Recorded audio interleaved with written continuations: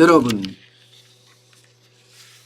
더불어민주당이 2차 추경을 공식화했습니다. 적게는 33조에서 많게는 35조의 추경을 하겠다, 아예 이렇게 선언을 했습니다. 그런데 지금 한국은행의 이야기하고는 완전히 정반대되는 거죠. 한국은행은 어떻게 하면 돈을 줄일까 고민하고 있는데 지금 더불어민주당이나 정부는 어떻게 하면 돈 풀까, 그래서 내수를 어떻게 하면 진작시켜서 내년 3월 9일 날 대통령 선거에 승리할까, 여기만 몰두하고 있습니다. 돈 풀어서 표심 매수하겠다, 민심 매수하겠다, 이런 이야기죠. 심지어는 표값 지불하겠다, 이런 얘기까지 됩니다. 그러니까 돈을 마구마구예요. 마구마구 지금 푼다, 이런 얘기입니다. 여러분, 추경이 보세요. 여러분, 작년에 4차례나 걸쳐서 추경을 엄청나게 했습니다. 역대급이에요. 단 한 번도 이렇게 많이 추경을 한 적이 없다. 뭐 1960년대 그때야 개발 시대니까 돈이 워낙 없었으니까 추경을 할 수도 있었겠지만 지금같이 안정화된 경제체제에 하에서 추경을 이렇게 많이 한다는 건 말이 안 되죠. 1차에 11조 7천억 원, 2차에 12조 2천억 원, 3차에 35조 1천억 원이에요. 4차에는 7조 8천억 원이고요.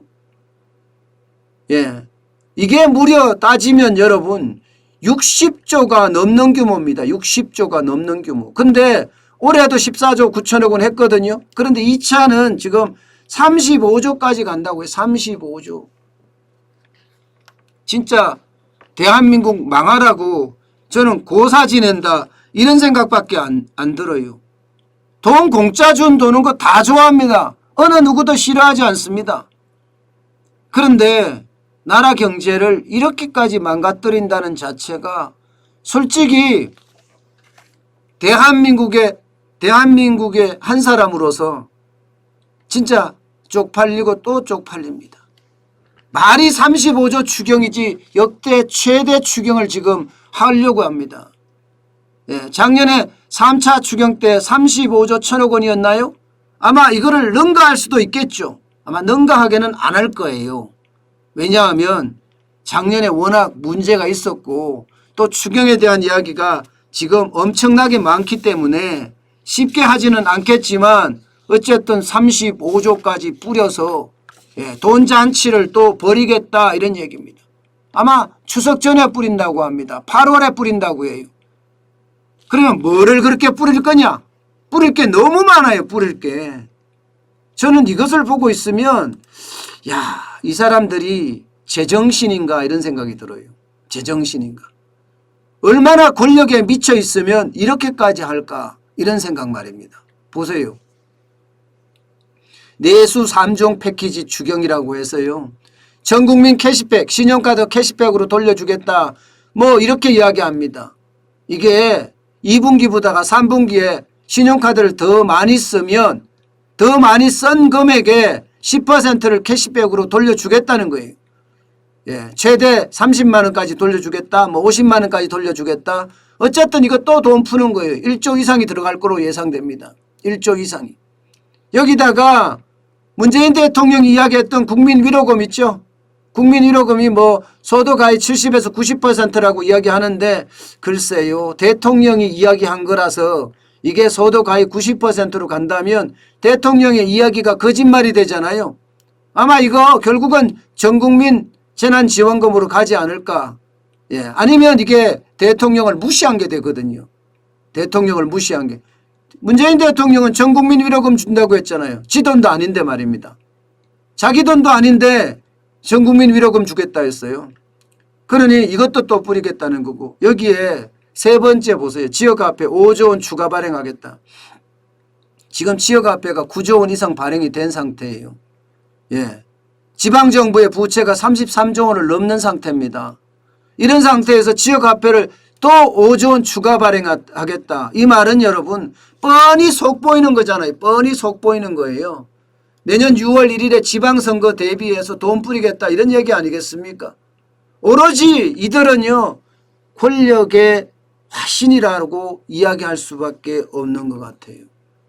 이렇게 돈을 뿌리면 도대체 나라 경제가 제대로 갈까요, 여러분?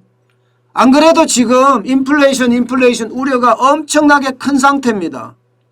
여러분도 아시겠지만 지금 5월에 소비자 물가가 2.6%입니다. 2%가 넘으면 인플레이션이라고 이야기합니다. 이미 인플레이션이 됐다는 이야기예요. 이미 인플레이션 상태라는 이야기예요. 정부가 지금 판단하는 것은 일시적이다 이렇게 판단하고 있지만 과연 이게 일시적일까요? 그런데 더 큰 문제는요. 5월에 생산자 물가는 더 올랐습니다. 6.4% 올랐어요. 그러면 6월에는요 소비자 물가가 3% 이상 간다는 이야기예요. 결국 초인플레이션이 터졌다 이렇게 이야기할 수 있을 정도로 지금 물가가 엄청 올라가거든요. 그런데 여기다가 돈 뿌리겠다, 한국은행은 돈을 걷어들이겠다 이런 생각을 하고 있는 판에 정치권에서는 돈 뿌리겠다 이런 생각, 이게 나라가 망조가 되는 거라는 겁니다. 여러분, 전 세계는 미국이 테이퍼링을 하고 금리 인상을 한다고 하니까 신흥국들은 너도 나도 앞다투어서 지금 금리를 올리고 있습니다.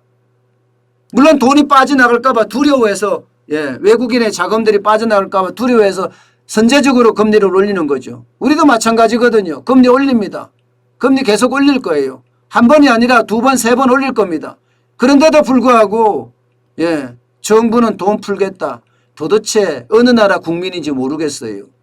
아니 차라리 그냥 권력의 어떤 바구니 같은 거 만들어서 그들한테 쥐어주고 그냥 내보냈으면 좋겠어요. 대한민국에서. 그들은 오로지 국가와 민족을 생각하는 것이 아니라 그들의 권력, 586에 대한민국을 사유화시킨 그 권력을 더 사유화시키려고 한다. 이런 생각밖에 저는 들지 않습니다. 더 사유화시킨다는 게 뭐예요? 독재국가로 간다는 얘기예요. 독재국가로. 지금 경제는 이렇게 망가지고 있는데 말입니다. 저는 그래서 이게 너무 아프다는 겁니다. 지금 이대로 계속 가잖아요. 결국 대한민국은요. 정치로 인해서 베네수엘라 되지 않겠느냐. 뭐 이런 예측도 저는 해봅니다. 정치로 인해서. 이미 말입니다. 모든 곳에서 지금 왜곡이 일어나고요. 그리고 거짓말, 변명 이런 것들이 계속 일어난다고 저는 보거든요.